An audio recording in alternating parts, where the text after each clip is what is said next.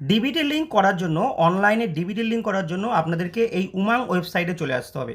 এই উমাং ওয়েবসাইটে এসে ওপরে দেখুন লগ ইন আর রেজিস্টার, মানে আগে আপনাকে রেজিস্ট্রেশন করে নিতে হবে, তারপর লগ ইন করতে হবে। তো এইখানে ক্লিক করতে হবে। ক্লিক করার পর এখানে আপনারা যারা রেজিস্ট্রেশন করতে চাইছেন তারা এই রেজিস্টার হেয়ার এখানে ক্লিক করে আগে রেজিস্ট্রেশন করে নেবেন। আমার যেহেতু রেজিস্ট্রেশন করাই আছে, তাই আমি দেখুন এর ঠিক ওপরে আছে লগ ইন উইথ ওটিপি। এই লগ ইন উইথ ওটিপি অপশানে ক্লিক করে এটাকে লগ ইন করে নিচ্ছি।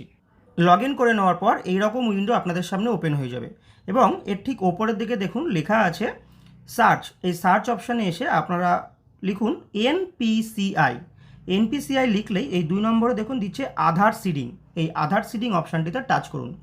আধার সিডিং অপশানে টাচ করার সাথে সাথে আরেকটি নতুন উইন্ডো কিন্তু আপনাদের সামনে ওপেন হবে।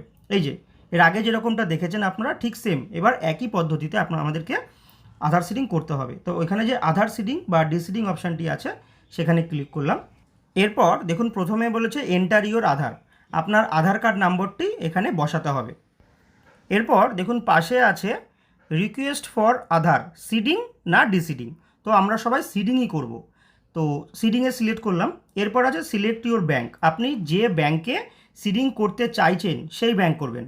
আমি যেমন পাঞ্জাব ন্যাশনাল ব্যাঙ্কে সিডিং করতে চাইছি, আগে এয়ারটেল পেমেন্টস ব্যাঙ্কে ছিল, সেটার থেকে পাঞ্জাব ন্যাশনাল ব্যাঙ্কে সিডিং করতে চাইছি। তো এখানে দেখুন ফ্রেশ সিডিং একটা অপশান আছে, আর একটা আছে movement same bank with another account. এটাও করবো না, আমরা 3 নম্বরটা করব, movement from one bank to another bank, অন্য একটি ব্যাঙ্ক থেকে আরেকটি ব্যাঙ্কে নিয়ে আসবো। তো এটাই আজকে আমরা করে দেখাবো। তো এইখানে আপনাকে বলেছে অ্যাকাউন্ট নাম্বার বসাতে। এই যে আপনার পাঞ্জাব ন্যাশনাল ব্যাঙ্কের যে অ্যাকাউন্টটা, সেই অ্যাকাউন্ট নাম্বারটা এখানে বসাতে হবে। তার পাশের ঘরে কনফার্ম অ্যাকাউন্ট নাম্বার, সেই অ্যাকাউন্ট নাম্বারটি আপনাকে আরেকবার ওই ঘরে বসিয়ে দিতে হবে। অ্যাকাউন্ট নম্বরটি বসার পর এই চেকবক্সটি অন করে দেবেন এবং নিচে দেখুন একটি ক্যাপচা আছে। এই যে ক্যাপচাটি আছে, ক্যাপচাটি বসিয়ে সাবমিট করবেন। করার পর একটু স্ক্রল করবেন, করে নিচের দিকে দেখুন আছে এগ্রি অ্যান্ড কন্টিনিউ, এই অপশানে ক্লিক করুন।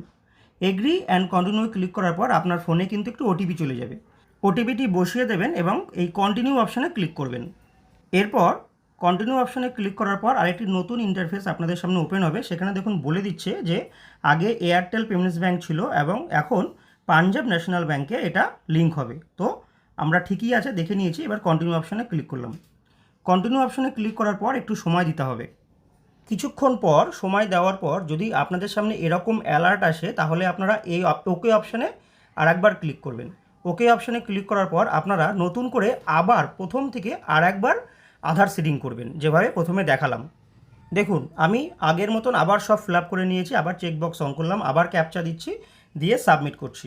সাবমিট করার পর এরপর দেখুন আমাকে আরেকটি অ্যালার্ট মেসেজ দিচ্ছে। এখানে কিন্তু বলে দিচ্ছে যে পাঞ্জাব ন্যাশনাল ব্যাঙ্কই আছে, তাই আবার কি আমি পাঞ্জাব ন্যাশনাল ব্যাঙ্কে করছি, আবার এই অ্যালার্ট মেসেজ। তার মানে আগে আমার এয়ারটেল পেমেন্টস ব্যাঙ্ক ছিল, এখন কিন্তু পাঞ্জাব হয়ে গেছে। চেক করার জন্য আমি আধার ম্যাপ স্ট্যাটাসে এসে আবার আধার নম্বরটি বসাচ্ছি। আধার নম্বরটি বসিয়ে নিচে ক্যাপচা দিচ্ছি, ক্যাপচা দিয়ে চেক স্ট্যাটাস অপশানে ক্লিক করছি। চেক স্ট্যাটাস অপশানে ক্লিক করলে কিন্তু ফোনে আবার ওটিপি চলে যাবে, সেই ওটিপিটি এখানে বসিয়ে দিতে হবে।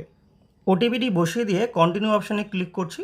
কন্টিনিউ অপশানে ক্লিক করার সাথে সাথে দেখুন আধার ম্যাপ স্ট্যাটাস কিন্তু ব্যাঙ্ক নেম দিয়ে দিচ্ছে পাঞ্জাব ন্যাশনাল ব্যাঙ্ক, আর লাস্ট আপডেট ডেটটা দেখুন 15/5/2026। তার মানে আমার এটা কিন্তু সাকসেস হয়েছে। এইভাবে আপনারাও চেক করুন।